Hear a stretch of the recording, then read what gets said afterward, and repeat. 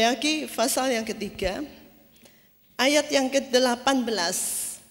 Mari kita baca sama-sama ya, saudara. Ini yang terjemahan ILT.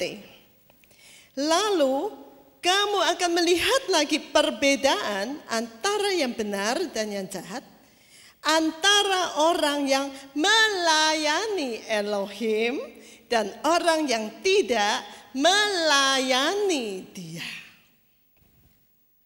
Jadi tadi siapa yang benar ya? Pak Supri ya. Tapi kalau di LAI, nah saudara kita coba lihat yang di LAI. Maka kamu akan melihat kembali perbedaan antara orang benar dan orang fasik, antara orang yang beribadah kepada Elohim dan orang yang tidak beribadah padanya. Kepadanya. Jadi ada dua kata yang digunakan ya saudara.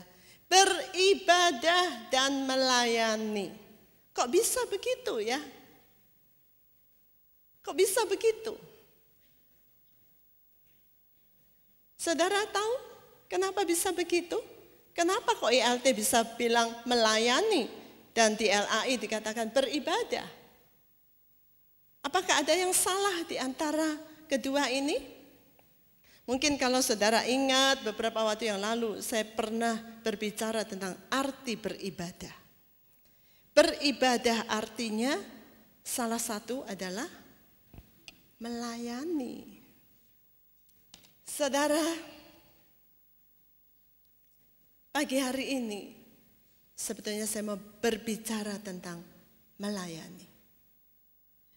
Karena ini adalah sesuatu hal yang sangat-sangat penting. Tuhan mau buat perbedaan. Mungkin banyak orang itu tidak terlalu menganggap bahwa hal ini penting. Tetapi saya yakin bahwa Bapa di surga melihat bahwa hal ini sangat penting. Karena itu Tuhan berkata bahwa Dia akan buat perbedaan antara mereka yang melayani Tuhan dan yang tidak melayani Tuhan.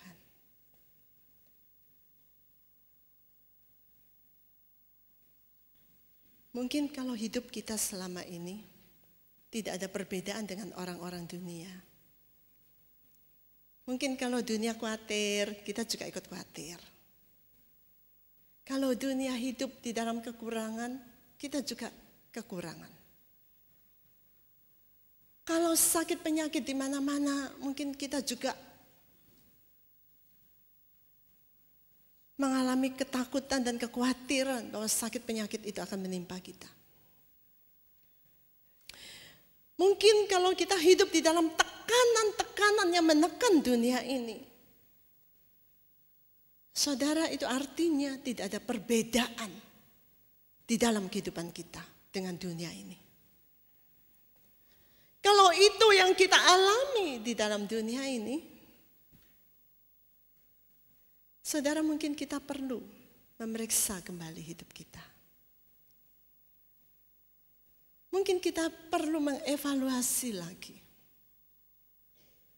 Apakah kita ini sungguh-sungguh sudah melayani Dia?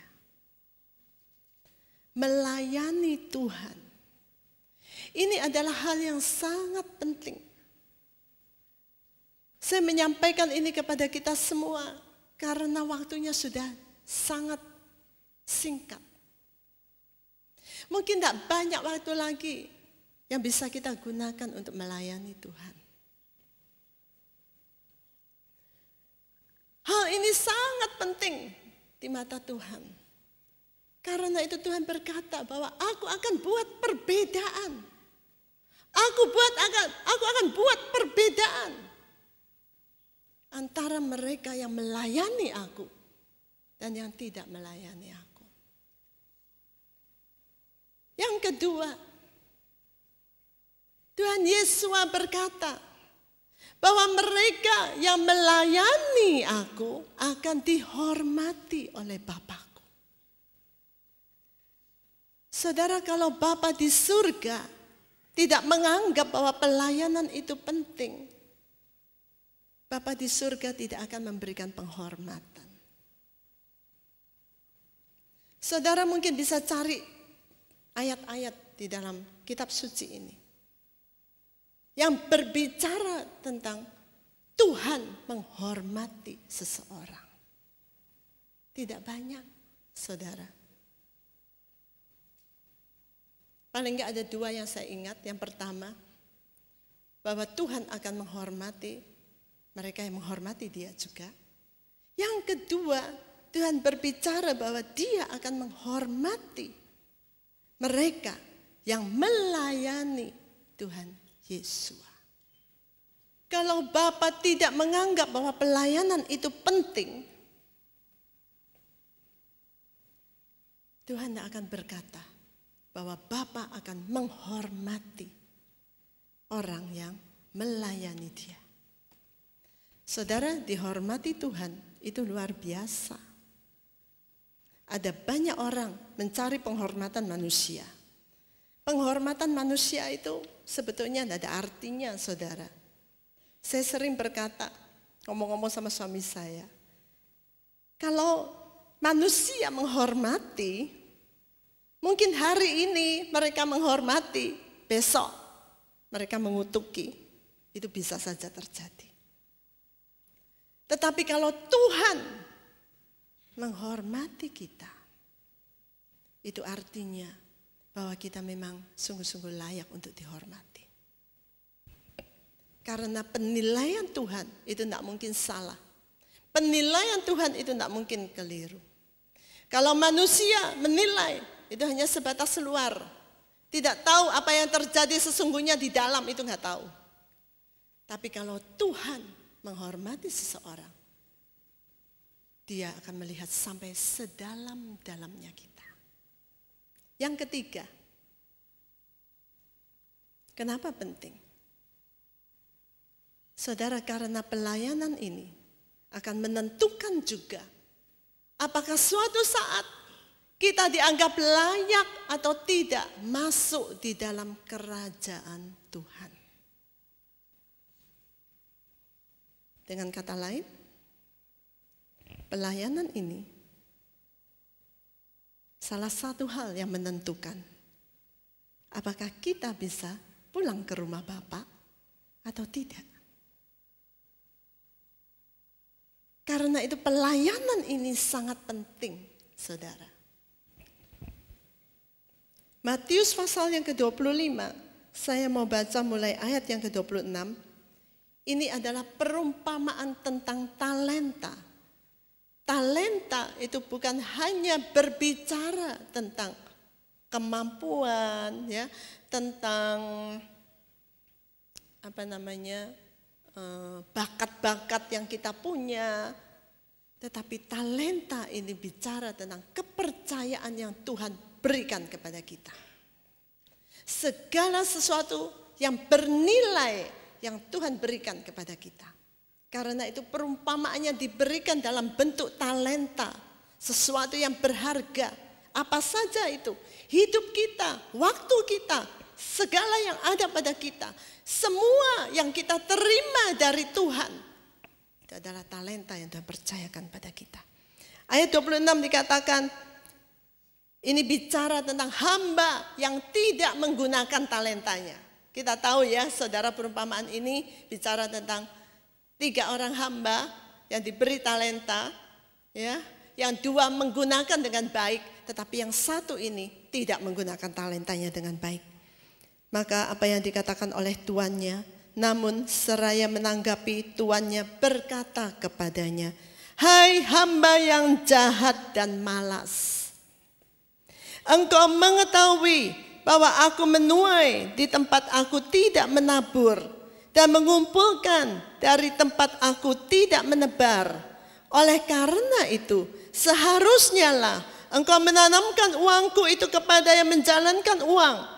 Dan ketika datang aku menerima milikku itu beserta bunganya. Sebab itu ambillah talenta itu daripadanya dan serahkanlah kepada yang mempunyai 10 talenta. Sebab kepada setiap orang yang mempunyai, dia akan diberi dan dia akan berkelimpahan. Namun dari orang yang tidak mempunyai, Bahkan apa yang ia miliki, hal itu akan diambil daripadanya. Dan campakkanlah hamba yang tidak berguna itu ke dalam kegelapan yang di luar. Di sana akan ada tangis dan kertak gigi. Saudara, ini adalah nasib hamba yang tidak menggunakan talentanya. Dengan kata lain, dia tidak melayani Tuhan. Dia tidak menggunakan apa yang Tuhan percayakan kepada dia untuk melayani Tuhan, untuk mengembalikan kepada tuannya. Saudara, jadi kita tahu bahwa pelayanan itu penting. Pagi hari ini, sebetulnya saya mau bicara tentang pelayanan ini. Karena pelayanan ini penting. Tapi saya hanya mau ingatkan saudara tentang hal ini. Karena saya akan bicara tentang dasar suatu pelayanan.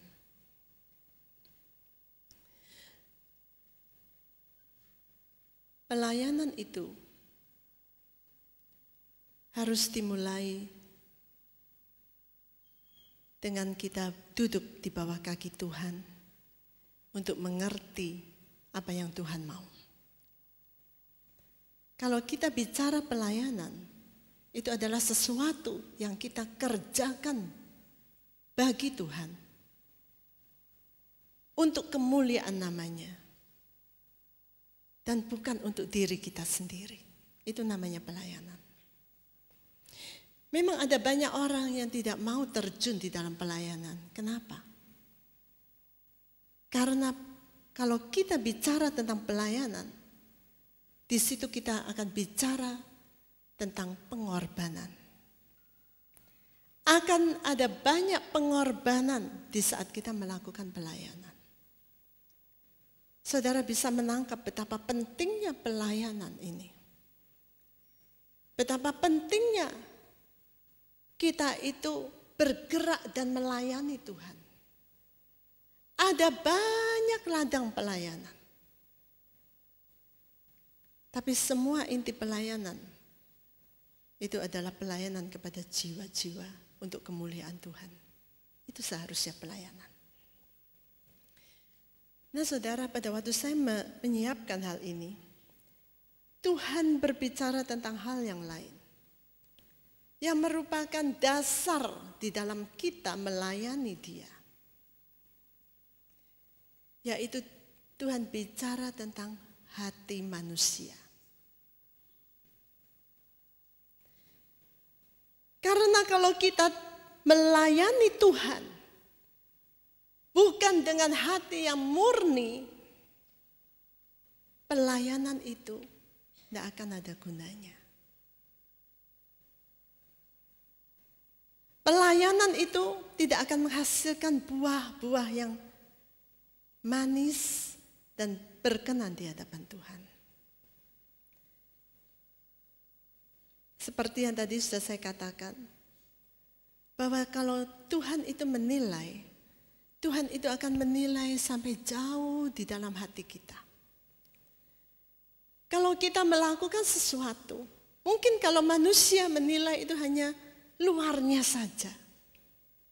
Oh, dia seorang pengkhotbah yang luar biasa. Karena kalau dia berkhotbah itu berkobar-kobar. Banyak tanda mujizat terjadi. Dan sebagainya, dan sebagainya. Oh, dia seorang WL yang luar biasa. Karena suaranya enak. Karena kalau dia menyanyi, urapan bisa kita rasakan. Oh, dia bermain musik dengan luar biasa dan sebagainya dan sebagainya. Kita sering kali menilai hanya luar apa yang kita lihat. Tetapi Tuhan tidak menilai apa yang tampak luar. Tapi Tuhan menilai sampai ke dalaman hati kita. Apa yang ada di dalam hati kita, itu yang Tuhan lihat. Karena itu pagi hari ini saya mau bicara masalah hati.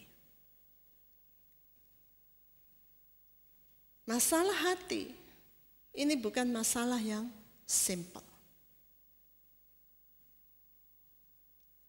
Hati, Amsal pasal yang keempat ayat ke-23 mengatakan bahwa hati ini memancarkan kehidupan. Hati ini merupakan sumber di dalam hidup kita yang akan memancarkan kehidupan kita. Jadi kalau hati kita gelap, pancaran keluar itu juga gelap. Tapi mungkin kita enggak tahu ya, saudara, kadang-kadang kita enggak tahu. Tapi saya percaya bahwa Tuhan di surga itu pasti bisa melihat dengan jelas. Kalau hati kita itu gelap, apapun yang kita lakukan, itu akan memancarkan kegelapan. Yang keluar adalah perkara-perkara yang gelap. Mungkin ada banyak orang nggak tahu. Masalah hati ini dimulai pada saat manusia jatuh di dalam dosa. Ya, saudara. Pada waktu manusia jatuh di dalam dosa, tentunya hatinya juga ikut rusak juga, saudara. Yang mungkin tadinya hatinya dipenuhi dengan terang Tuhan. Tetapi begitu jatuh di dalam dosa, hati seseorang menjadi gelap. Dan di dalam kitab Yehezkiel dikatakan bahwa hati manusia itu licik. Tidak ada seorang pun yang bisa tahu hati orang lain. Bahkan diri kita sendiri kadang-kadang tidak tahu hati kita.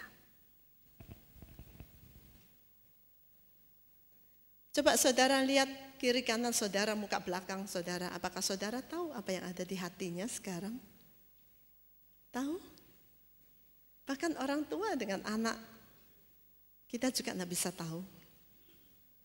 Suami dengan istri, kadang-kadang kita tahu, kadang-kadang kita nggak tahu. Tapi kebanyakan kita nggak tahu hati orang lain. Padahal di dalam hati itu tersimpan ada banyak hal. Dan Lucifer selalu berusaha untuk menaruh hatinya di dalam hati manusia yang penuh dengan dosa.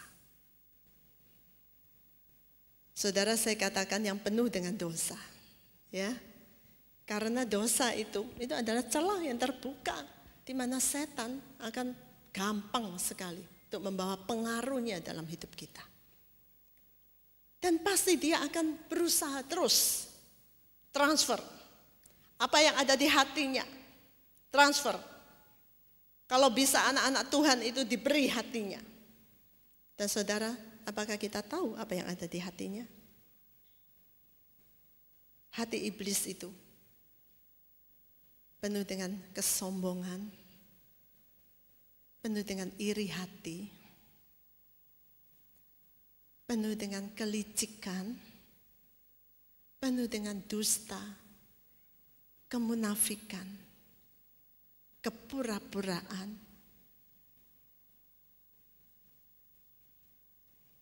dan seringkali hati manusia juga dipenuhi dengan hal seperti itu.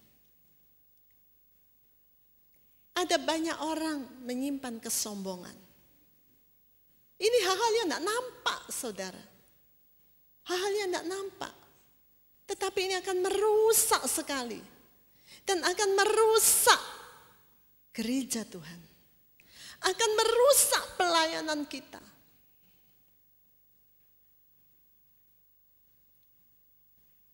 Ini bukan hal sepele.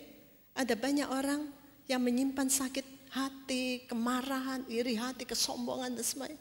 Tetapi selalu berusaha untuk menutupi dan berkata bahwa oh aku baik-baik saja. Karena tidak banyak orang yang berani melihat sesungguhnya hatinya bagaimana. Tidak banyak orang yang berani membuka hati yang sesungguhnya di hadapan Tuhan. Padahal hati manusia itu sering kali dipenuhi oleh hal-hal seperti itu, saudara. Makanya Rasul Paulus di dalam 2 Korintus pasal yang ke-12 berkata demikian. 2 Korintus pasal yang ke-12 ayat yang ke-20. Rasul Paulus khawatir tentang gereja Tuhan di Korintus. Dan apa yang dia khawatirkan? Di dalam ayat 20 bagian B dikatakan. Ayat 20, sebab aku takut. Jangan-jangan setelah datang, aku akan mendapati kamu tidak seperti yang aku inginkan. Dan aku pun akan didapati olehmu tidak seperti yang kamu inginkan. Jangan-jangan ada perselisihan, iri hati, amarah, persaingan, fitnah, gosip, keangkuhan, dan kerusuhan. Bukankah hal-hal ini yang sering kali juga terjadi di dalam gereja Tuhan dan merusak gereja? Dan semua itu sebenarnya diawali dari iri hati dan kesombongan, ya, dengki, ingin menonjolkan diri, keangkuhan dan sebagainya. Karena itu saudara, apa yang seharusnya kita kerjakan?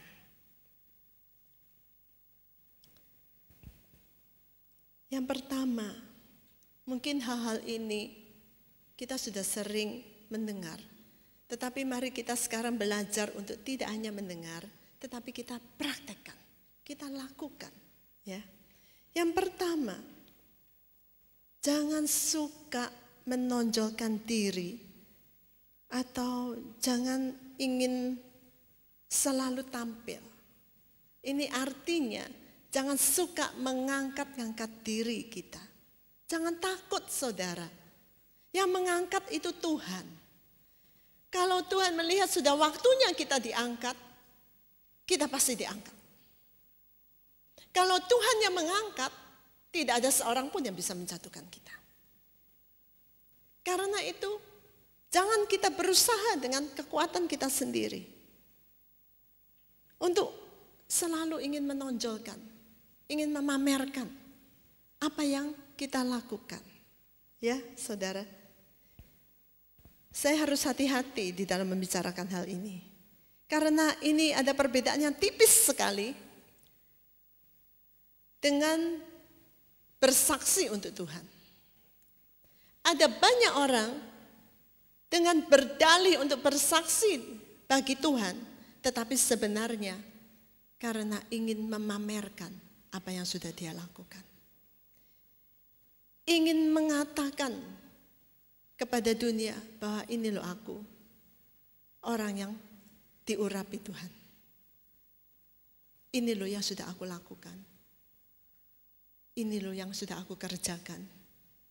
Aku berdoa dan orang dijamah. Aku berdoa dan orang disembuhkan. Aku berdoa dan begini-begini terjadi. Mari kita belajar dari Tuhan Yesua. Coba saudara perhatikan. Tuhan Yesua hampir setiap kali Tuhan melakukan satu mujizat, tetapi Tuhan selalu berpesan, jangan ceritakan kepada orang lain. Jadi Tuhan Yesus tidak pernah warta berita tentang dirinya sendiri. Ya, saudara. Tetapi namanya manusia, mereka yang ngomong, mereka yang menyampaikan ke sana kemari, ke sana kemari. Tetapi Tuhan Yesus sendiri, Tuhan Yesus tidak pernah meninggi-ninggikan dirinya, tidak pernah menonjolkan dirinya, ya. Yang kedua, jangan suka mengkritik atau mengagung-agungkan dan membanding-bandingkan seseorang dengan orang lain. Saudara jangan suka mengkritik orang. Karena di saat kita mengkritik orang lain, kita menempatkan diri kita itu di atas orang tersebut. Saudara, bedakan juga antara mengkritik dengan menasihati. Ya, mengkritik itu artinya sesuatu yang sebetulnya bukan bagian kita untuk kita lakukan.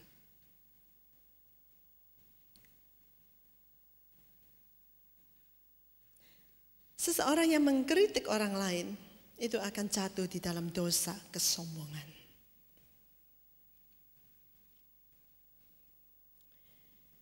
Jangan suka mengagung-agungkan atau membanding-bandingkan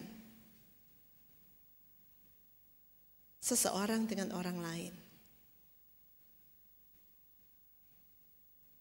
Karena kalau kita melakukan hal itu, saudara, kita itu akan menjatuhkan orang tersebut. Kita menanamkan bibit-bibit iri hati di dalam hati seseorang. Saudara tahu kenapa Saul jatuh? Ya memang awalnya dia sudah jatuh. Tetapi bagaimana Saul semakin terjerembab? Karena iri hati menguasai dia. Bagaimana iri hati bisa begitu menguasai Saul?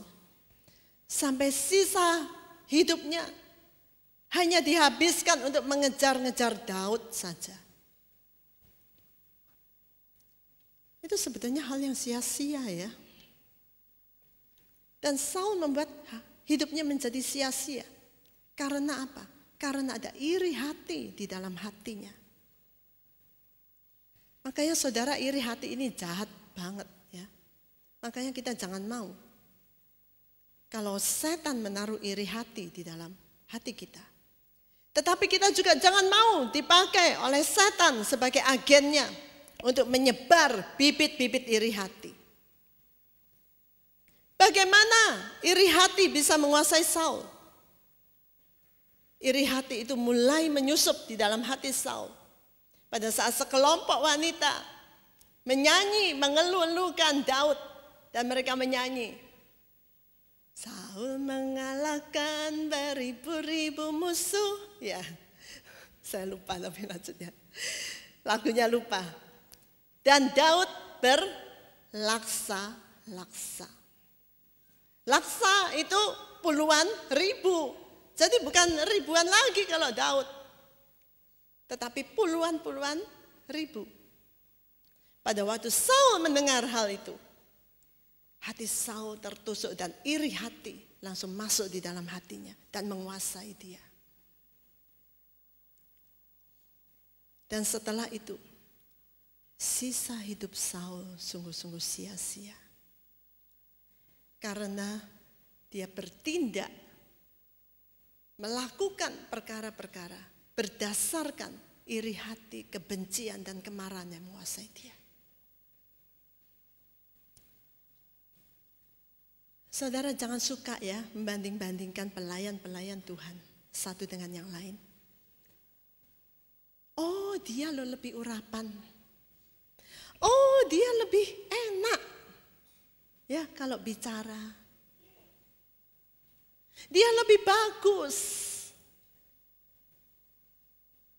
Itu penilaian kita. Padahal di mata Tuhan belum tentu demikian. Jangan suka membanding-bandingkan pelayan-pelayan Tuhan atau hamba-hamba Tuhan karena kita tidak berhak menilai mereka. Kita tidak punya hak menilai hamba-hamba Tuhan, pelayan-pelayan Tuhan. Karena mereka adalah hamba-hamba Tuhan dan pelayan-pelayan Tuhan. Dan hanya Tuhan yang berhak menilai pekerjaan hamba-hambanya dan pelayan-pelayannya. Makanya jangan suka ngomong, saudara. Jangan seperti kelompok wanita-wanita ini yang dipakai oleh iblis untuk merusak hidup Saul. Lebih parah lagi.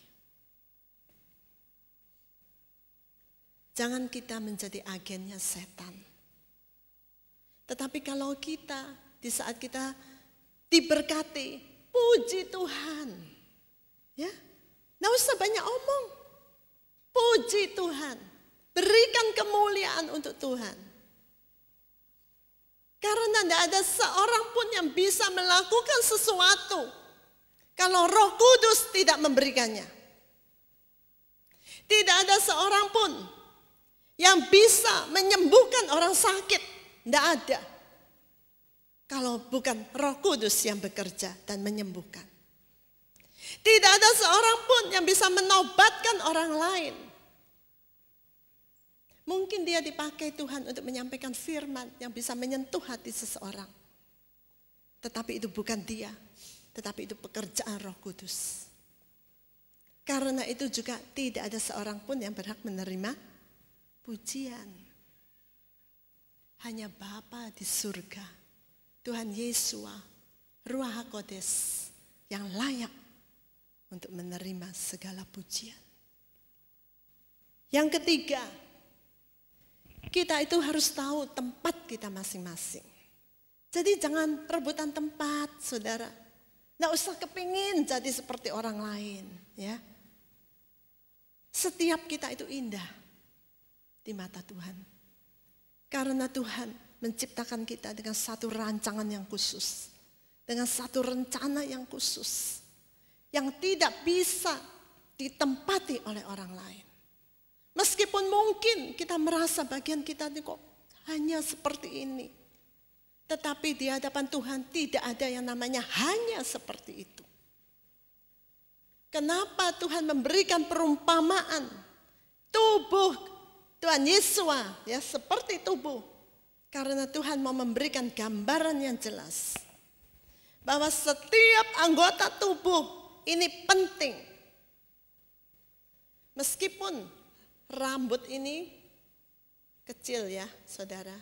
Coba saudara semua ambil satu helai rambut saudara. Gampang enggak? Enggak terlalu gampang ya. Karena kecil banget. Tapi maukah saudara helai-helai rambut saudara meninggalkan kepala saudara? Mau? Mau? Siapa yang mau? Tidak ada seorang pun yang mau. Jangan ingin jadi seperti orang lain. Karena setiap kita itu punya keindahan sendiri di hadapan Tuhan. Duduk saja di tempat saudara. Dan berbuah-buah di tempat saudara. Yang keempat, kenakanlah kerendahan hati. Saudara, kita harus belajar kepada Tuhan Yesua. Ya. Kerendahan hati itu tidak bisa dilihat dari luar. Ya. Orang yang mungkin nunduk-nunduk, yang sopan, yang kelihatannya, bicaranya, ya, nampaknya rendah hati. Itu belum tentu juga rendah hati di dalamnya. Kalau saudara kepingin tahu ya, apakah aku ini sudah rendah hati atau belum? Caranya gampang untuk ngetes saudara. Saudara mau tahu caranya? Gampang. Kalau saudara suatu saat direndahkan oleh orang lain, mungkin tidak dianggap, mungkin dilecehkan, mungkin dihina, diremehkan. Bagaimana reaksi? Kalau reaksi kita, kita langsung marah. Nah, ketahuan. Itu artinya kita belum rendah hati. Sulit ya, saudara ya. Orang yang gampang tersinggung itu jauh dari kerendahan hati. Kalau kena apa sedikit aja tersinggung. Tidak ditoleh aja tersinggung. Tidak disapa atau mungkin tidak diajak omong atau mungkin tidak diundang ke pesta atau tersinggung. Karena kerendahan hati itu berkaitan erat banget dengan harga diri kita.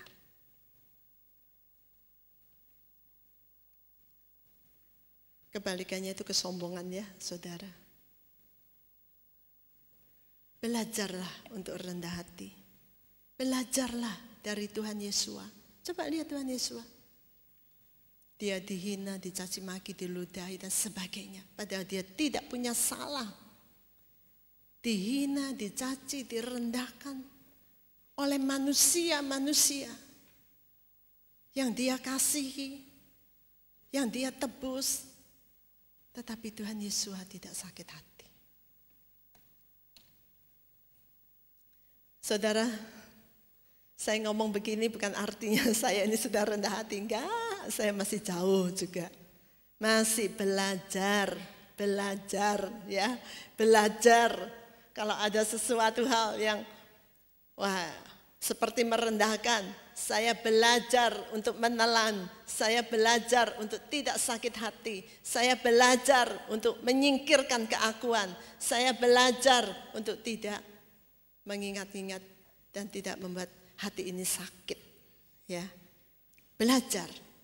Kita harus belajar, kita harus menang. Karena Tuhan Yesus sudah menang untuk kita. Karena dia sudah memberikan teladan. Karena Tuhan sudah memberikan Roh Kudus yang luar biasa, yang hebat, yang dahsyat. Tetapi mari kita hancurkan dan robohkan semua benteng-benteng keangkuhan dan kesombongan. Tadi kita sudah nyanyi ya saudara, tentang menghancurkan benteng-benteng dalam hidup kita. Apakah pernah timbul di dalam pikiran saudara bahwa benteng-benteng itu bicara terutama tentang keangkuhan manusia?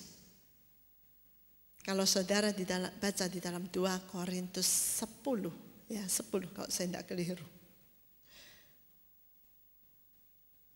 Benteng-benteng keangkuhan manusia itu seperti benteng yang membentengi hidup seseorang. Yang seringkali menghalangi Roh Kudus untuk bekerja. Dan menghalangi rencana Tuhan digenapi di dalam hidup kita. Tapi saya percaya di akhir zaman ini, di saat Tuhan akan menyempurnakan gerejanya, itu artinya Tuhan juga akan menyempurnakan kita. Benteng-benteng keangkuhan akan dihancurkan. Karena itu saudara, kenakanlah kerendahan hati. Kalau suatu saat Tuhan mengizinkan, mungkin saudara dihina, saudara disingkirkan, saudara tidak dianggap, saudara diremehkan, ingat bahwa Tuhan sedang menghancurkan benteng-benteng keangkuhan di dalam hidup kita. Amin. Saudara mau? Mau? Puji Tuhan. Yang kelima, menempatkan Tuhan Yesus sebagai pusat hidup kita. Artinya kita melakukan segala sesuatu untuk Dia. Dari Dia dan untuk Dia.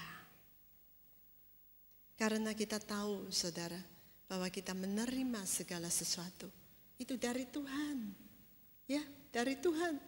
Bahkan nafas kehidupan ini semua kita terima dari Tuhan. Karena itu jadikan Tuhan Yesus itu pusat segala sesuatu. Pusat pelayanan kita, pusat hidup kita. Dan yang keenam, saudara, menerima karya Roh Kudus sepenuhnya dalam hidup kita. Karena hanya Roh Kudus yang bisa membersihkan hati kita. Membersihkan dan membuang segala perkara-perkara yang tidak berkenan di hadapan Tuhan. Membuang segala kesombongan, iri hati, kemunafikan, kelicikan, amarah.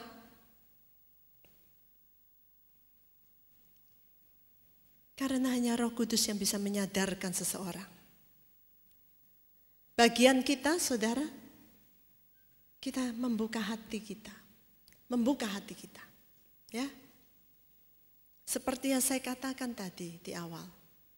Ada banyak orang sebetulnya yang tidak berani melihat hatinya. Ada banyak orang yang berusaha untuk menyimpan dan menyembunyikan. Saya menemui hanya sedikit orang yang betul-betul bisa jujur dan mengakui, iya, aku ini memang ada banyak hal yang tidak baik di dalam hatiku. Hanya sedikit, saudara. Kadang-kadang misalnya kita marah dengan seseorang saja. Kita berusaha untuk menyembunyikan. Kalau misalnya dikatakan, oh sebaiknya kamu bereskan. Oh, enggak kok, enggak ada apa-apa. Aku enggak ada apa-apa. Hatiku enggak ada apa-apa. Enggak, aku enggak benci, aku enggak marah. Tapi coba disuruh ketemu, enggak mau. Saudara, itu sama aja, artinya ada apa-apa.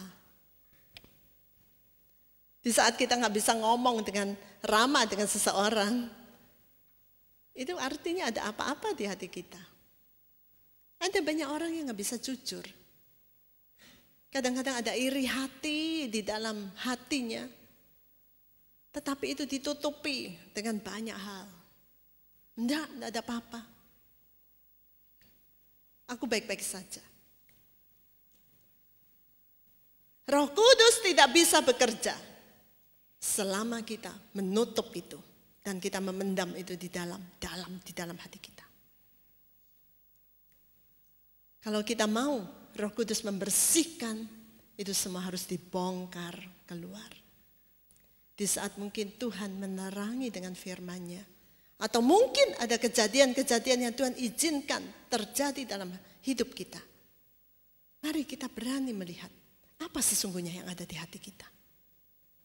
Kalau memang ada iri hati di situ, kita akui saja. Kita datang kepada Tuhan. Tuhan, ini ada iri hati di dalam hatiku. Ini ada kesombongan dalam hatiku.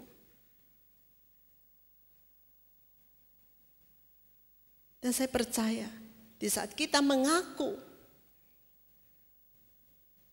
Roh Kudus akan bekerja dan mencabut keluar hal-hal itu dari hidup kita. Karena mengakui di hadapan Tuhan, itu berarti kita itu menyerahkan. Ini loh Tuhan, memang aku ini jelek.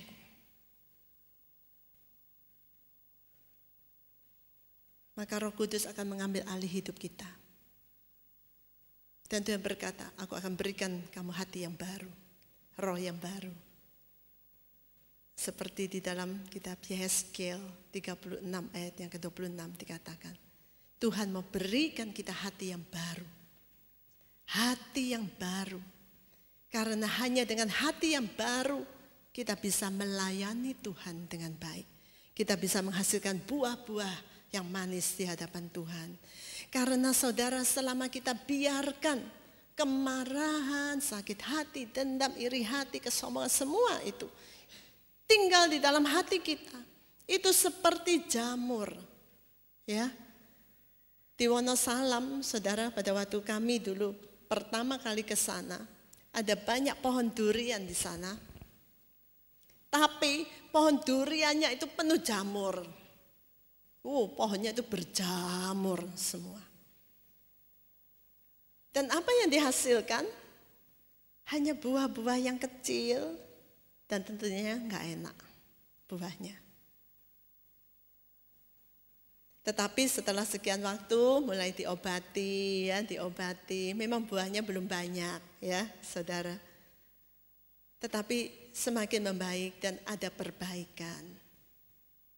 Nah, kalau kita biarkan hal-hal seperti itu ada terus menempel di dalam hati kita, kita akan seperti pohon durian yang berjamur. Dan buah-buah yang kita hasilkan itu bukan buah yang manis di hadapan Tuhan.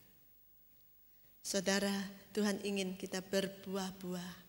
Nanti pada saat Dia datang, Tuhan, yang dilihat oleh Tuhan itu adalah buah-buah yang kita hasilkan, yang kita bawa kepada Dia, yang kita persembahkan kepada Dia.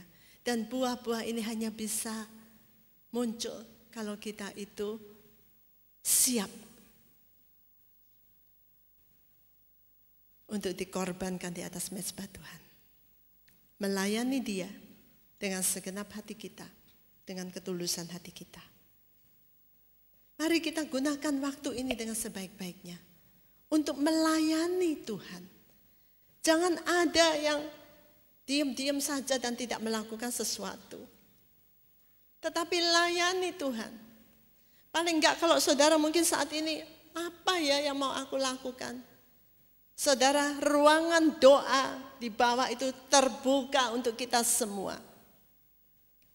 Saudara bisa melayani dengan doa-doa yang saudara bawa di hadapan Tuhan.